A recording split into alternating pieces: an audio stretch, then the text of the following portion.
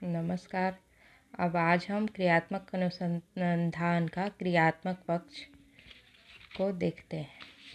तो क्रियात्मक पक्ष में सबसे पहले समस्या लिखनी होती है, फिर विद्यालय का नाम, विद्यालय का पता, फिर अनुसंधानकर्ता का नाम, फिर शैक्षिक योग्यता, ये सब आप लिखेंगे। उसके बाद आप क्रियात्मक अनुसंधान की प्रक्रिया को लिखेंगे। प्रक्रिया को लिखने में आप कोई भी एक्टिविटी मतलब डायग्राम बना सकते हैं, जैसा आपको अच्छा लगे। मैंने ऐसा बनाया है। फिर इसके बाद प्रस्तावित क्रियात्मक अनुसंधान का उद्देश्य, जिस लिए आपने ये क्रियात्मक अनुसंधान किया है उसके उद्देश्य को आपको लिखना होगा। तो मैंने ये रुचि का अभाव छात्रों में था सामाजिक विज्ञान के प्रति, तो उसके लिए किया है। आपका जो भी टॉपिक होगा, जो भी समस्या आपने महसूस की विद्यालय में, उसको आप अपने अनुरूप लिख सकते हैं। फिर उसके बाद समस्या की पृष्ठभूमि लिखनी होती है। समस्या की पृष्ठभूमि में क्या आपने महसूस किया है, किस कारण से समस्या आई थी बच्चों में, ये आपको लिखना होता है। ये जैसे कि मैंने लिखा कि छात्रों में सामाजिक विषय के प्रति अरुचि, ये हमारा समस्या था। फिर कक्षा में ध्यानपूर्वक अवलोकन करने पर सामने आया कि कक्षा 7 के छात्रों में सामाजिक विज्ञान के प्रति अरुचि थी। अगर समय रहते बालकों को सामाजिक विज्ञान में रुचि उत्पन्न नहीं किया गया तो बालक कभी भी ध्यान नहीं देंगे। और छात्रों को सामाजिक विज्ञान कठिन लगता है। बच्चे कक्षा में रुचि से नहीं पढ़ते हैं, जिससे उन्हें पढ़ने में कठिनाई आती है। इस कठिनाई को प्रयास करके दूर किया जा सकता है, इसीलिए क्रियात्मक अनुसंधान किया जाता है। फिर समस्या का कथन करेंगे, फिर समस्या की सीमाएं, फिर समस्या का कारण लिखेंगे कि क्यों यह कारण आया। व्यक्तिगत विभिन्नता है, फिर छात्रों में मानसिक योग्यता में समानता नहीं है। इस समस्या का एक अन्य कारण है कि पारिवारिक पृष्ठभूमि अलग अलग होना। जैसे कि आप देखते हैं कि ज़्यादातर विद्यालयों में माता पिता अशिक्षित होने के कारण बच्चों को किसी भी विषय में रुचि नहीं हो पाती है। फिर इसके बाद हम लिखेंगे कि शिक्षण प्रक्रिया में शिक्षण सहायक सामग्री का प्रयोग नहीं किया गया। शिक्षण सीमा का अधिक होना तथा मध्याह्न के बाद होना, यह भी एक कारण है। फिर अनुसंधान की परिकल्पना, यदि छात्रों को विभिन्न शिक्षण सहायक सामग्री का प्रयोग करके और नियमित कक्षा लेने से छात्र अच्छा तथा रुचि महसूस करेंगे। छात्रों की कक्षा में सहभागिता ली जानी चाहिए। फिर अनुसंधान के लिए उपकरण, अवलोकन, साक्षात्कार और प्रश्नावली का हमने उपयोग किया है। आप इसके लिए कोई और उपकरण का भी उपयोग कर सकते हैं। फिर क्रियात्मक अनुसंधान की कार्यविधि, इसके दौरान शिक्षण के दौरान प्राप्त हुआ कि छात्र कक्षा में पूछे गए प्रश्नों का उत्तर सक्रिय रूप से दे रहे थे, जबकि बहुत से छात्र विषय में अरुचि के कारण उत्तर नहीं दे रहे थे। कुछ ही छात्र दे पा रहे थे। फिर ये आपको सारा अपने अनुरूप लिख लेना है। फिर मैंने समस्या के समाधान में क्रियात्मक अनुसंधानों के लिए छात्रों को लिखित एवं मौखिक परीक्षण लिया। फिर अनुसंधान करने के पूर्व में छात्रों को पूर्व परीक्षण किया गया, शिक्षण के बाद परीक्षण किया गया। तो इन सब को आपको लिखना है। फिर इसके लिए हमने क्या क्या विधि का उपयोग किया, प्रश्नोत्तर विधि, प्रदर्शन विधि, व्याख्यान विधि, इनका प्रयोग करके उनमें सुधार किया। फिर हमने आंकड़ों का संग्रह किया।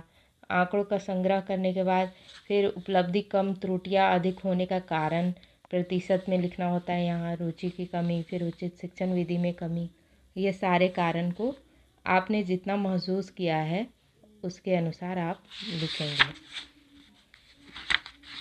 उसके बाद फिर आपको अनुसंधान के पूर्व परीक्षण तालिका बनानी है कि आपने कितने दिनों में कौन सा कार्य किया है।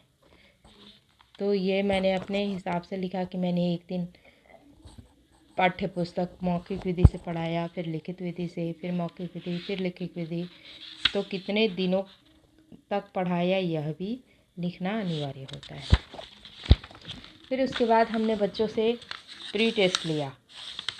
तो प्री टेस्ट के लिए आपने जो सब्जेक्ट लिया है, चुना है, उसके अकॉर्डिंग आपको 10 प्रश्न बनाने होते हैं।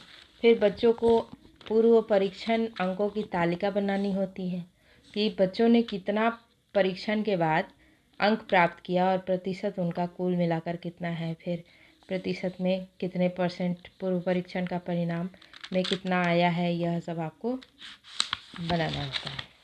फिर उसके हिसाब से जितना प्रतिशत आया है वैसे ही हमने ग्राफ बनाया है। ग्राफ में ये y अक्ष और ये x अक्ष बनाया है। इसमें छात्रों की संख्या है, फिर छात्रों का प्राप्तांक लिखा है।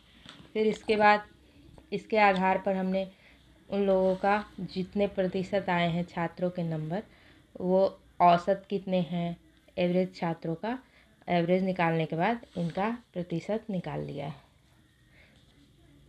जो अधिक उपलब्धि वाले हैं, कम उपलब्धि वाले हैं, उनका प्रतिशत निकाला। फिर क्रियात्मक अनुसंधान की परिकल्पनाओं के क्रियाकलाप तालिका, फिर हमने क्या क्या किया उसमें सुधार करने के लिए, वो सारा फिर से लिखना है कि किस विधि का आपने कितने दिनों तक प्रयोग किया है। उसके बाद फिर ये प्रयोग ही चल रहा है। हमने 20 दिन शिक्षण किया था, तो उसके आधार पर हमने ये जितने दिन जो कार्य किया है उसको लिखा है। फिर उसके बाद जब ये सब करने के बाद हमने फिर से 10 क्वेश्चनों का सेट बनाया है। फिर उनका क्वेश्चनों को प्री टेस्ट में लिखा है। फिर उसके बाद अंकों की तालिका बनाई है। अंकों की तालिका जिसको जितना प्रतिशत मिलना है उसके हिसाब से हमने यहाँ मेंशन किया है।